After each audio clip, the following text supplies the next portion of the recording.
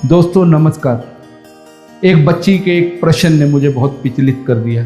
उसने एक संत के समक्ष सवाल रखा कि मैं भगवान को नहीं मानती, मैं श्री कृष्ण को नहीं मानती, क्योंकि अपनी पत्नी रुक्मण के होते हुए राधा के साथ कैसा संबंध। ये सवाल हो सकता है हर युवा वर्ग का हो, लेकिन वो संत पूरा उत्तर नहीं दे पाए। या उनकी अपनी समझ है, लेकिन मैंने बहुत लोगों को सुना और उसमें मैंने जो एक वास्तव में राधा और कृष्ण है क्या। फूल से उसकी सुगंध अलग हो सकती है? कभी नहीं। चंदा से उसकी चांदनी अलग हो सकती है? कभी नहीं। क्या दीपक से उसकी लो अलग हो सकती है? कभी नहीं। फूल से उसकी खुशबू अलग हो सकती है? कभी नहीं। शरीर से आत्मा अलग हो सकती है? दो हो सकते हैं? कभी नहीं। तो फिर राधा कृष्ण दो कैसे? राधा वास्तव में कौन है?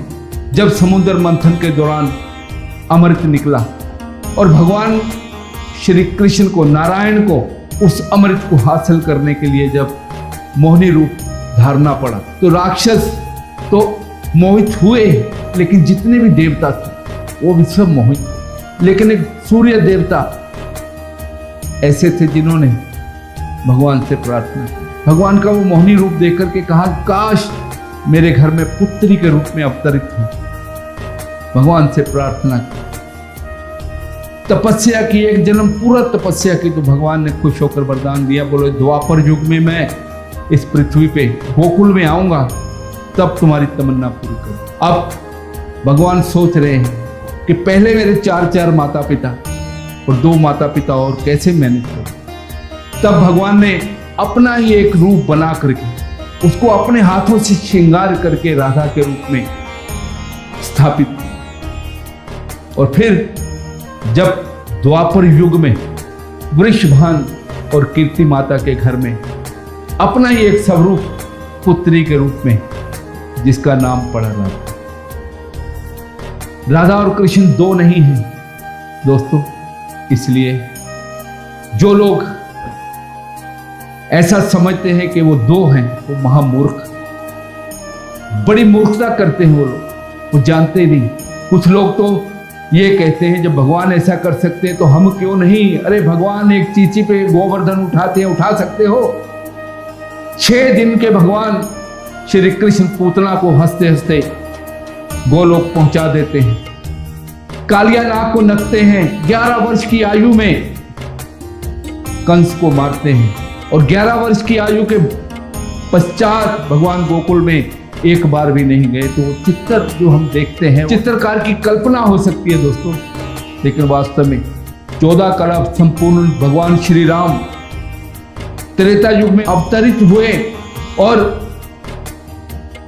द्वापर युग में वही भगवान कृष्ण के रूप में 16 कला संपूर्ण हुए।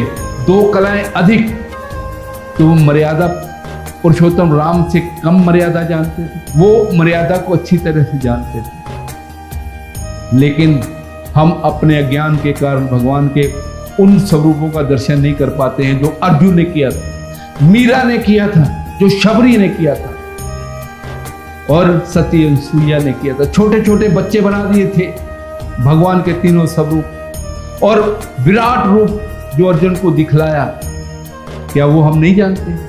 उसको भूल जाते हैं हम। इसलिए प्यारे, भगवान के सिवा और कोई ऐसी ताकत है ही नहीं।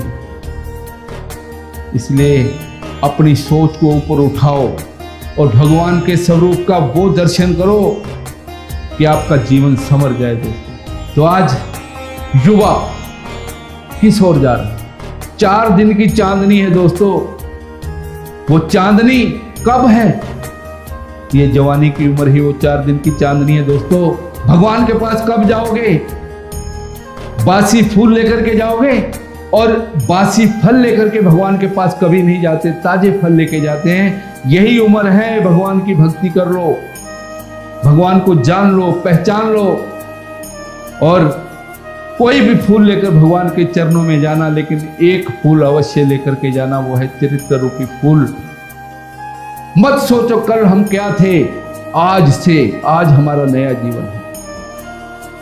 तो आज से ही प्रारंभ कर दो और उसी रास्ते पे चलो जिस रास्ते पे मीरा चली थी, जिस रास्ते पे धन्ना भगत चला था और भगवान के कितने ही भक्त हुए। तो इसलिए भगवान से बढ़कर कोई नहीं है दोस्तों। भगवान की भक्ति करो।